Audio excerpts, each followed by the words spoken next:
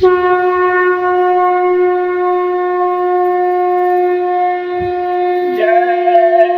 गुरुदेव, जय गुरुदेव। बाबा जी का यह उद्देश्य कष्ट मुक्त हो देश विदेश, हाथ जोड़ कर विनय हमारी हो जाओ सब शाकाहारी।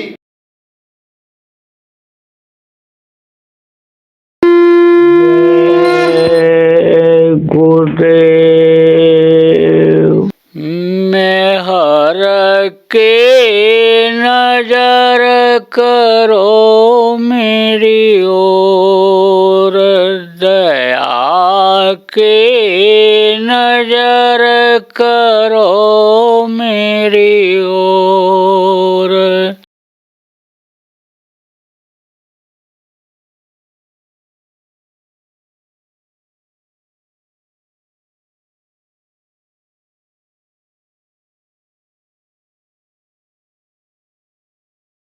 समय समय पर नाम को उन्होंने जगाया। त्रेता में राम नाम में शक्ति थी, द्वापर में कृष्ण नाम में शक्ति आई। और आप ये समझो कि कलयुग जब आया तो कलयुग में कबीर साहब जब आए तो उन्होंने सतनाम को जगाया। सत साहब कहा उन्होंने, वाहे गुरु को किसने जगाया? वाहे गुरु को जगाया नानक साहब ने। गुरु के जलवा को अंदर में देखा और तो उछल पड़े, वाहे गुरु वाहे गुरु वाहे गुरु। जैसे आपका बच्चा जमीन से चिपक के चलता हो, जैसे गाय बैल से पैरेलल में चलते हो, ऐसे चलता हो। जिस दिन खड़ा हो जाएगा उस दिन वाह वाह कहने लगोगे, कहने लगती है माता, वारे वारे बेटा वाह वाह खड़ा हो गया मेरा बेटा। पढ़ कर के आता है, डिप्लोमा डिग्री लेकर के अच्छे नंबर लेकर, तमगा जिसको मेडल कहते हो लेकर आता है तो खुश हो जाते हैं। वाह बेटा वाह, खूब मेहनत किया तुमने, नाम रोशन कर दिया। तो देखा गुरु का जलवा कि इन्हीं का सब पसारा है, तो बोल पड़े वाहे गुरु वाहे गुरु वाहे गुरु। बस उसी में ताकत आ गई।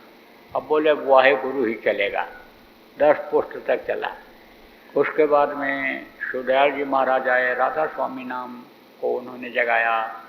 राधा माने क्या होता है? राधा माने जीवात्मा, सूरत, और शब्द किसको कहते हैं जो आपको बताया, वो चला 4 पोस्ट तक। फिर उसके बाद गुरु महाराज हमारे आए तो उन्होंने गुरु नाम को जगाया। गुरु के पहले जय लगाया, क्योंकि जा माने जयमान, या माने जो हमेशा रहा, गुरु रहे तो जय लगाया। और देव माने देने वाला। तो ये जय गुरुदेव नाम को गुरु महाराज ने जगा करके लोगों के रक्षा के लिए, फायदे के लिए आने बताया। और लोगों ने फ़ायदा उठाया भी, बहुत फ़ायदा उठाया।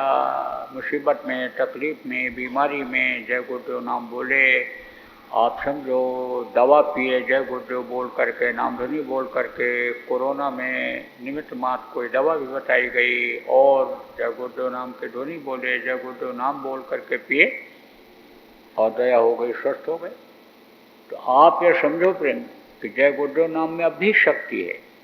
जिनके घर में बीमारी तकलीफ रहती थी उनको बताया गया कि जय गुरुदेव नाम के ध्वनि बोलना शुरू कर दो। सुबह शाम पूरा परिवार इकट्ठा होकर के शाकाहारी नशा मुक्त रह करके शुरू कर दो। और शुरू किया, बता रहे हैं बीमारी बहुत कम हो गई। बता रहे हैं पैसे में भी बरकत दिखाई पड़ने लगी। बता रहे हैं कि लड़ाई झगड़ा अब नहीं होता है। अब तो कभी कभी बस आँखें दिखावा होता है, नहीं तो पहले तो घोषण घोषा तक चल जाता था। तो आप करके देख लो। आप जो लोग बैठे हो और तकलीफ़ है घर में, तो जय गुरुदेव नाम की ध्वनि बोल करके आजमाइश कर लो, देख लो। कैसे बोलोगे बता देता हूँ। जय गुरुदेव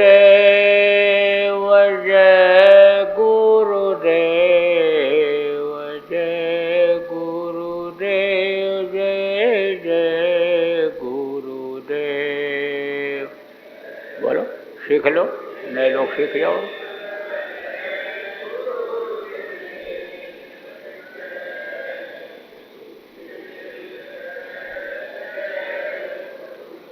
जय गुरुदेव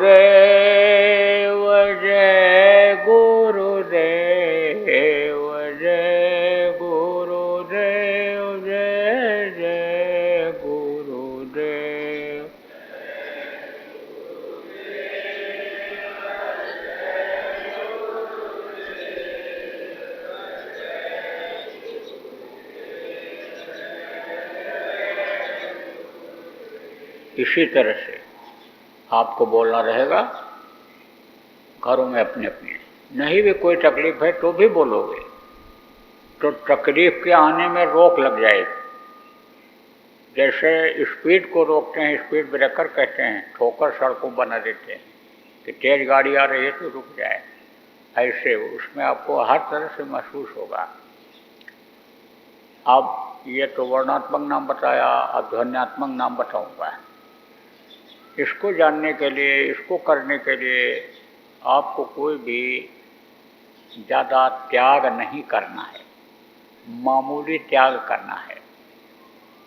न घर छोड़ना है, न ज़मीन जायदाद छोड़नी है, न बाल बच्चों को छोड़ना है, न कपड़ा उतारना, न नहाना धोना जरूरी है। सफाई के लिए तो नहा धो लो, लेकिन ये पूजा करने के लिए, नाम का जाप करने के लिए नहाना धोना जरूरी नहीं है।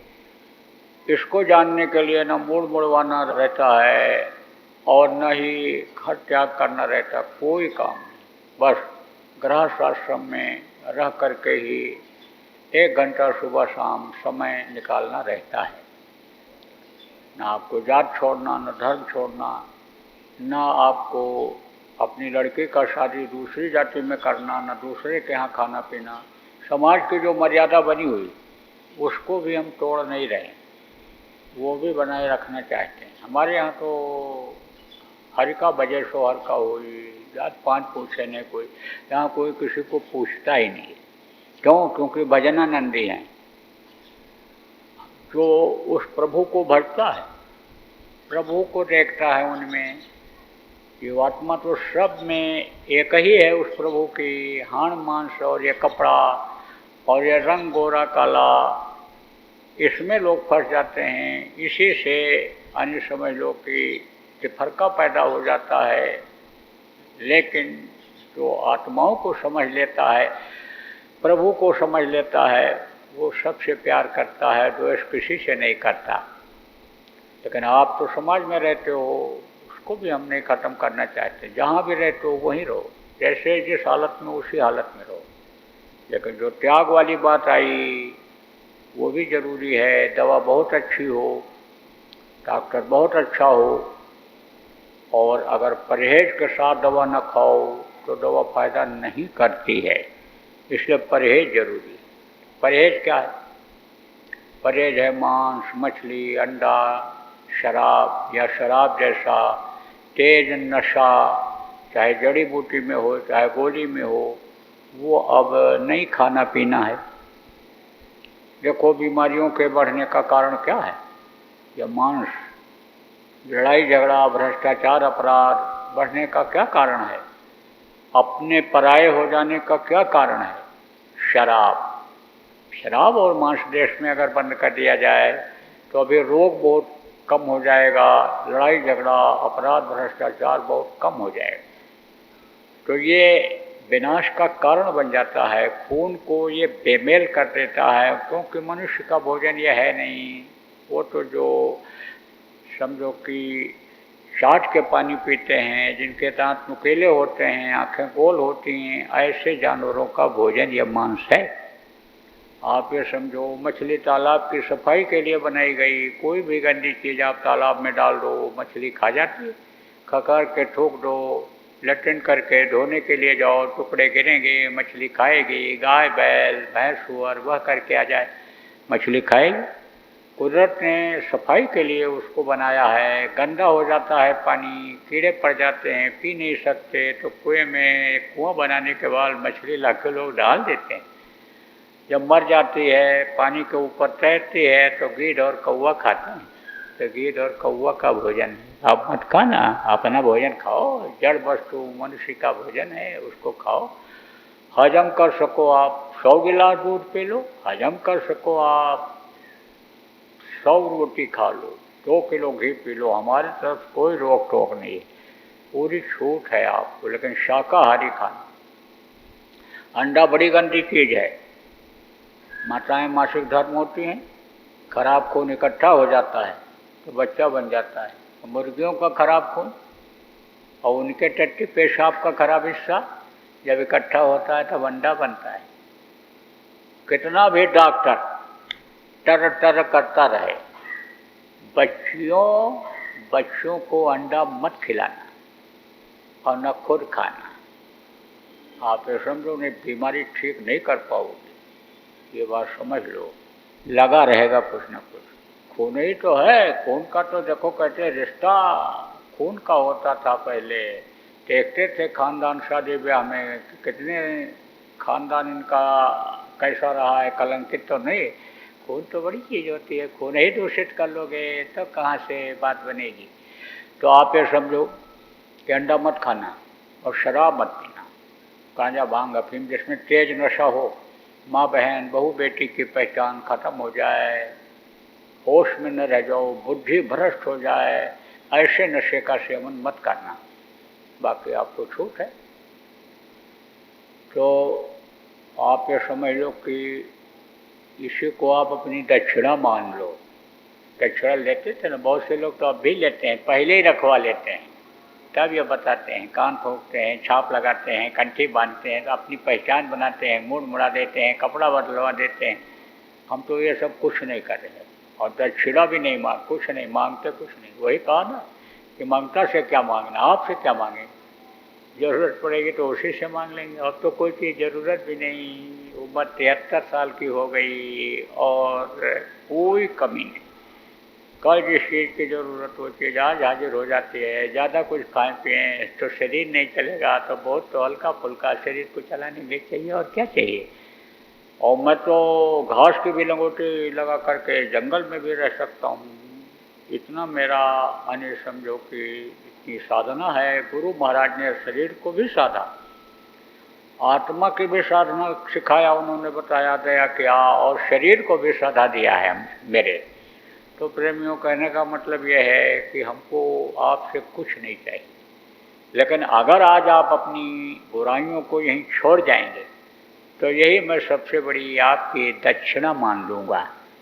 यह संकल्प आप बना लोगे कि अब आज से नहीं गंदी चीज़ों को खाएं पिएंगे, आज से बुरा कर्म नहीं करेंगे, तो वही हम दक्षिणा मान लेंगे आपकी। जब इसका भगना बंद हो जाएगा, आँखों के पलकें रुक जाएंगी, तब कोई चीज़ सामने आएगी, आएगी जाएगी, आएगी जाएगी, बस उसी को देखते रहना। पर देखते देखते वो चीज़ भी हट जाएगी, बिल्कुल साफ हो जाएगा। जो भी आवे, धुंध आवे, जो भी धुआं आवे, जो भी दिखे, वो सब ऐसे उसी को देखते रहना, वो सब हट जाएगा। और जैसे हटेगा तैसे निकल जाओगे, ऊपरी लोकों में चले जाओगे। देवी देवता भगवान जिनको कहते हो ऐसे दिखाई पड़ेंगे। तब कोई कितना भी कहे निराकार हैं, निराकार हैं, नहीं देखे जा सकते हैं, आपको विश्वास नहीं होगा। कहोगे अरे ये तो सामने दिखाई पड़ रहे हैं, साकार हैं, निराकार कहाँ से हो गए। तब आपको विश्वास हो जाएगा जब देख लोगे। कहा ना, देखे बिन न होए प्रतीति, बिन प्रतीत होए न प्रीति। बगैर देखे विश्वास नहीं होता है, और देख लेता है आदमी तब विश्वास हो जाता है। देखता है एक दूसरे को तब प्रेम हो जाता है, और प्रेम में क्या नहीं करता है। तो जब उससे प्रेम हो जाएगा तो आपके लिए वो क्या नहीं करेगा। वो तो बराबर प्रेम कर रहा है। वो तो हाथ जैसे कोई बढ़ावे और दूसरा हाथ हटा ले, तो कहाँ से हाथ मिलेगा। तो प्रेम जुड़ता नहीं है। वो उससे जब आपका प्रेम हो जाएगा तब जो इच्छा की नहीं मनमानी और हर प्रताप का दुर्लभ नहीं। जिस चीज़ की इच्छा करता है आदमी वो चीज़ हाजिर हो जाती है।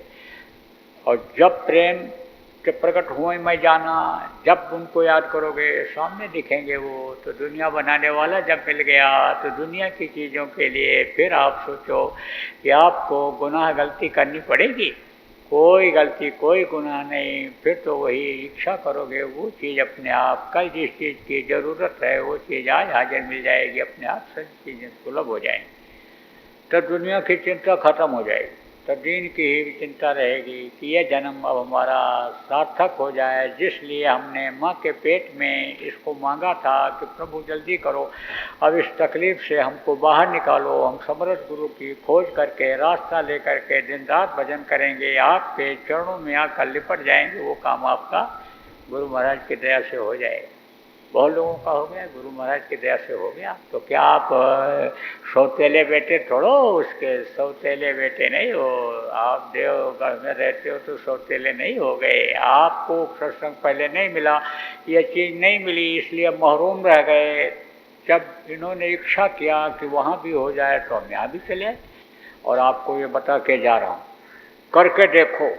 आप कुछ लोग इसमें ऐसे भी हो गए जो दूसरे गुरु से नामदान लिए होंगे, दूसरे से दीक्षा मंत्र लिए होंगे, और अभी तक आप करके देखे होंगे। आप इसको करके देख लो, उनको भी मानो, सम्मान दो, आ जाए रोटी खिला दो, जो भी जैसे सेवा आप करते रहे उनकी करो, कोई हम मना नहीं करते जब आ जाए तब। लेकिन जो उन्होंने बताया उसको करके देखा अभी तक आपने, अब इसको करके देख लो कुछ दिन, आपको विश्वास हो जाएगा कि रास्ता सही है कि गलत है, भ्रम का है कि भूल का है, कि सीधा सरल रास्ता है प्रभु से मिलने का। देखो प्रेमियों,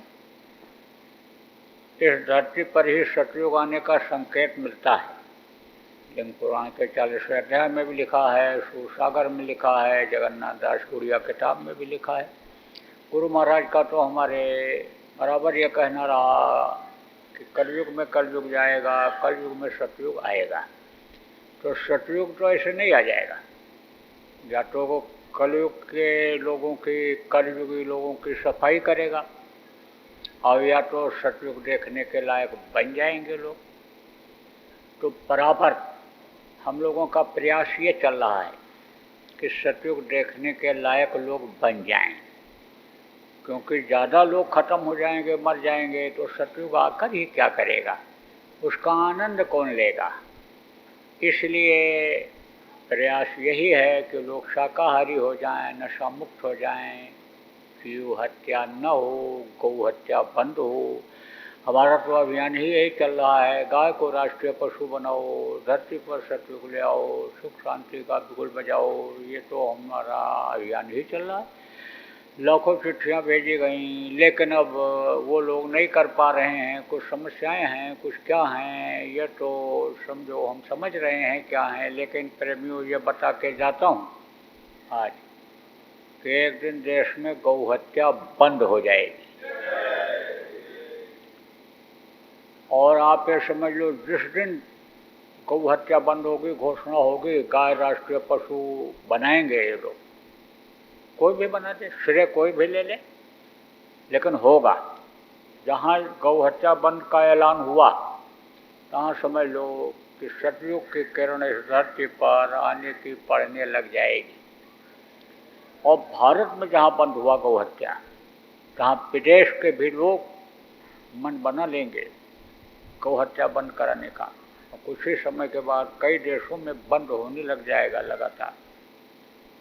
यह भी आपको बता दूं, चाहे स्वतः लोग बंद करेंगे जीव हत्या, चाहे शासन के द्वारा दबाव पर बंद करेंगे, चाहे कुदरत बंद कराएगी, लेकिन जीव हत्या बंद हो जाएगी। क्योंकि सतयुग में जीव हत्या नहीं होती थी, सतयुग में हिंसा हत्या नहीं होती थी, आज की तरह से ठगी नहीं था, आज की तरह से जाल फरेब नहीं था, आज की तरह से झूठ नहीं था। उस समय लोग सत्य बोलते थे, हिंसा हत्या नहीं करते थे, सेवा भाव लोगों के अंदर में था। लोग योगी और विज्ञानी थे, लोग साधना करते थे, आंख बंद करते ही ऊपरी लोकों में चले जाते थे। तो सतयुग में ये लोग ही रहेंगे और बुरे लोगों का होगा खात्मा, तो तकलीफें आएंगी। प्रकृति के नियम के खिलाफ आदमी काम करने में संकोच नहीं कर रहा है, तो यही जो जीवन दाता हैं, जल पृथ्वी अग्नि वायु आकाश देवता, ये नाराज हो रहे हैं। और एक एक साथ दो दो देवताओं का कहर चलेगा। कैसे कि जैसे बरसात भी तेज होने लग जाए और तूफान पवन देवता चला दें तो घर उजड़ता चला जाए।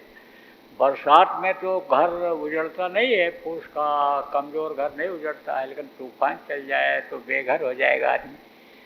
आप ये समझो, आग भी लग जाए, आग लग जाए और हवा भी तेज चल जाए तो आग कहाँ तक जाएगी, कोई ठिकाना नहीं है। तूफान आप ये समझो कि यानी समुद्र भेज दें, पानी भेजें, लहर भेजें समुद्र, किस लिए? धरती की सफाई के लिए। माँ का आंचल जो गंदा हो रहा है, खून बह रहा है यहाँ, उसकी सफाई के लिए वो भेजें। और पवन देवता अगर उसको तोड़ दे तो कहाँ तक वो तूफान जाएगा? कुछ पता है? कुछ नहीं है। धरती हिल जाए, अभी तो ये सारा खेल खत्म हो जाए तो समझ लो प्रेमियों, तकलीफ़ें आएंगी। उस तकलीफ़ से बचना है, लोगों को बचाना है। तो अभी तक तो आप लोग देव भक्ति करते रहे, कोई न कोई देवता को, देवी को मानते रहे हो, धार्मिक हो, तभी आप लोग यहाँ पर आए हो धर्म कर्म का संदेश सुनने के लिए। तो देव भक्ति करो और मानव को भी समझाओ। जो मानवता है यही कहती है कि लोगों को बताओ, समझाओ, अच्छा बनाओ। तो ये भी अपने अपने स्तर से जो भी काम कर सको करो। आप प्रेमियों देशभक्ति रखो। देश का कोई भी नुकसान सामान का या देश की नियम कानून का कोई आपके तोड़ने की वजह से नुकसान न हो, बाधा न पड़े, ये भी ध्यान रखो। आप हो सके किसी की मदद कर दो, बुरा मत चाहो, रोटी खिला दो, पानी पिला दो, ये तो गृहस्थ का धर्म ही होता है। बोलो जय गुरुदेव, जय गुरुदेव, जय गुरुदेव, जय गुरुदेव, जय जय गुरुदेव। बराबर।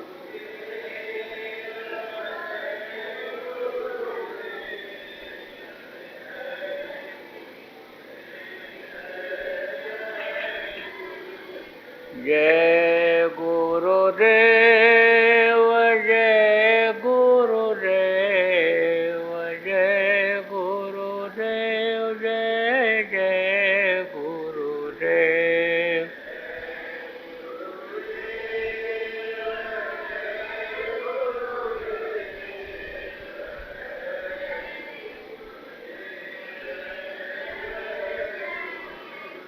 जय गुरुदेव, जय गुरुदेव, जय गुरुदेव, जय जय गुरुदेव।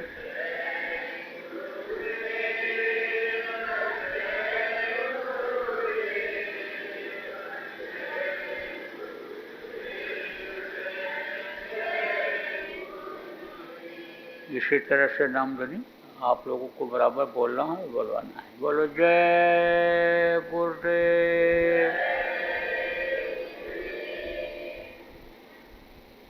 गुरु ने जो नाम दिया उसको भजिए। भजने का मतलब क्या होता है? भजने का मतलब होता है बार बार याद करना, दुनिया की तरफ से भगना और नाम से जुड़ना। कौन सा नाम? कोटि नाम संसार में और ताते मुक्ति न होए।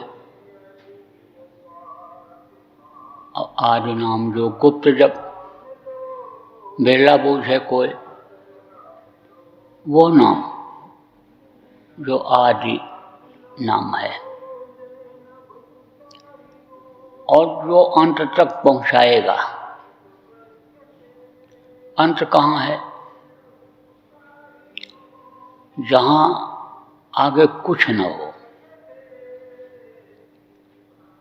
क्या कुछ न हो?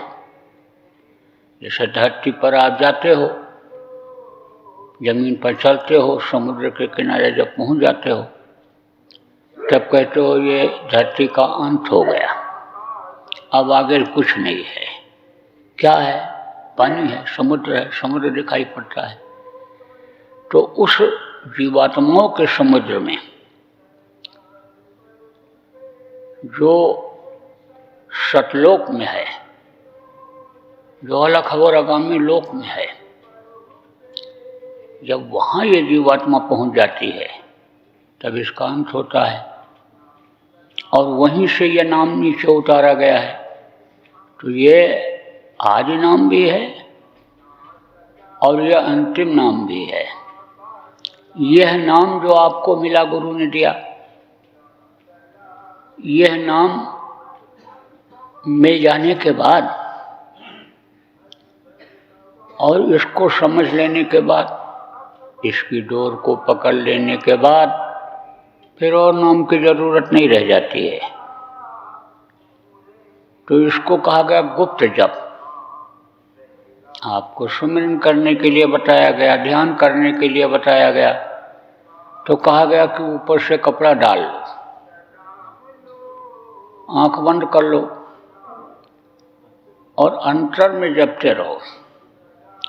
बाहर से कभी अगर कोई सुमिरन करते देख भी ले, माला डुलाते भी देख ले, तो अंदर में घुस करके आपको कोई नहीं देख पाएगा। तो कहा गया गुप्त। गुप्त मतलब अंदर में जपो, गुप्त जप। बिरला बूझे कोई। बिरला का मतलब कोई। कौन?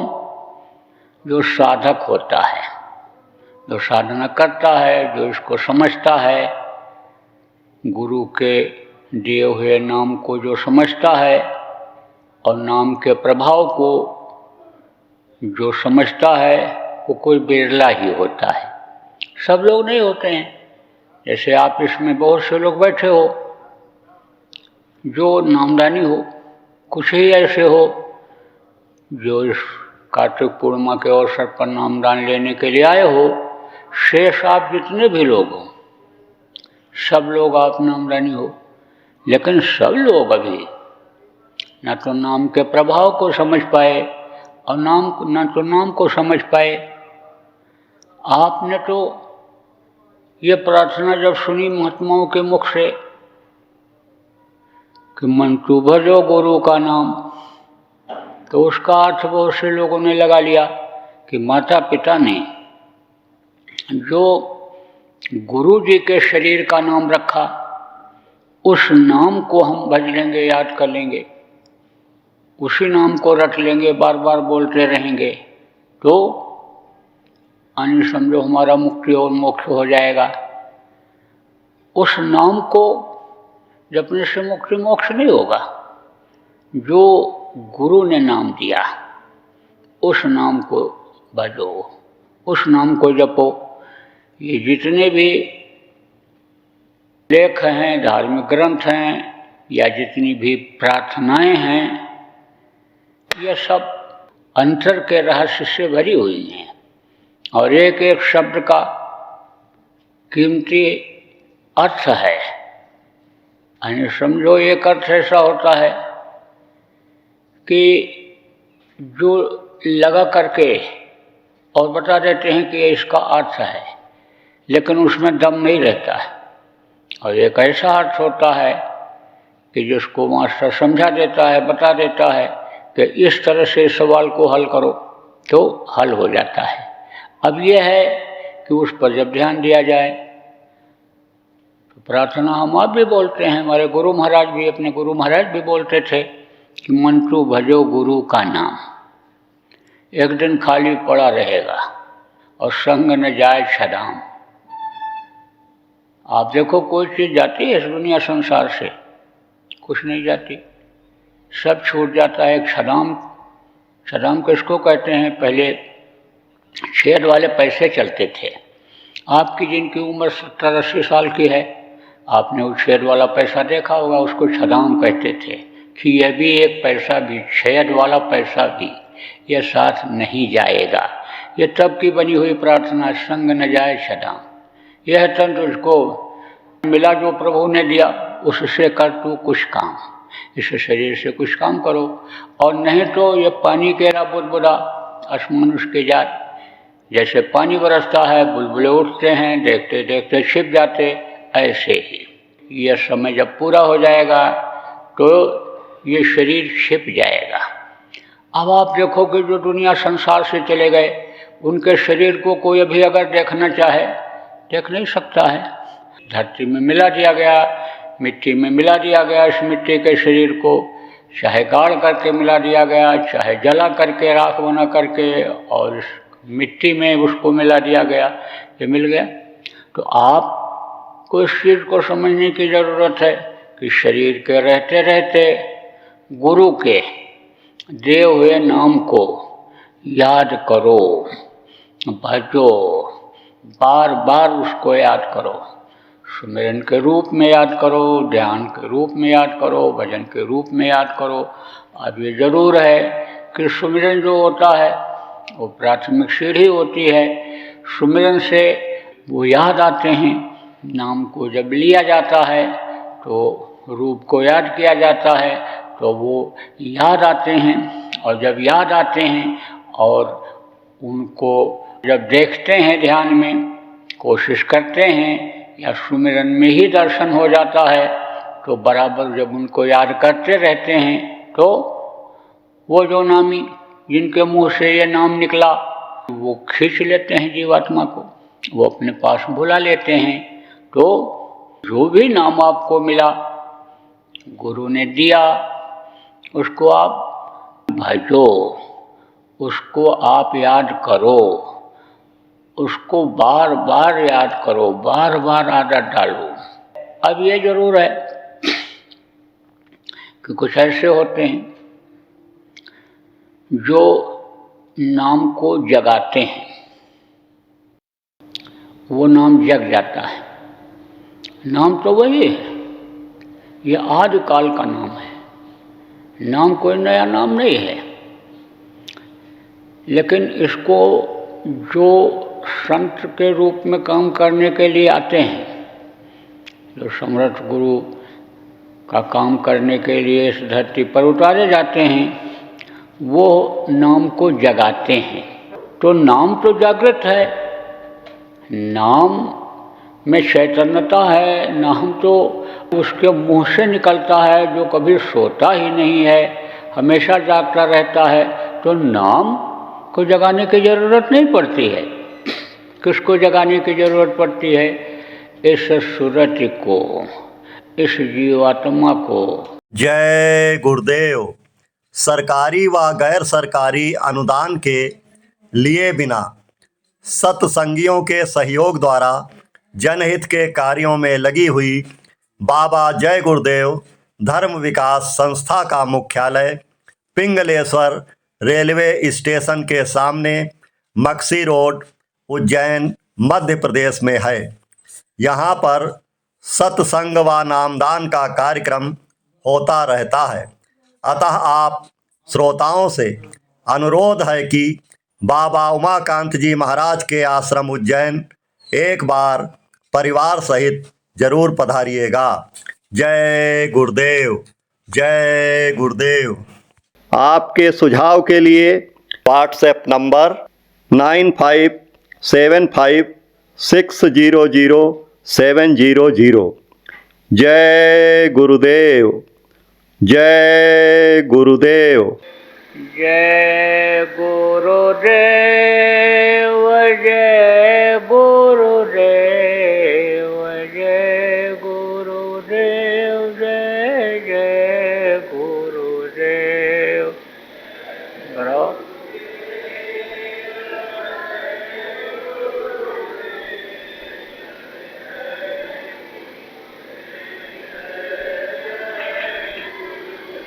जय गुरुदेव।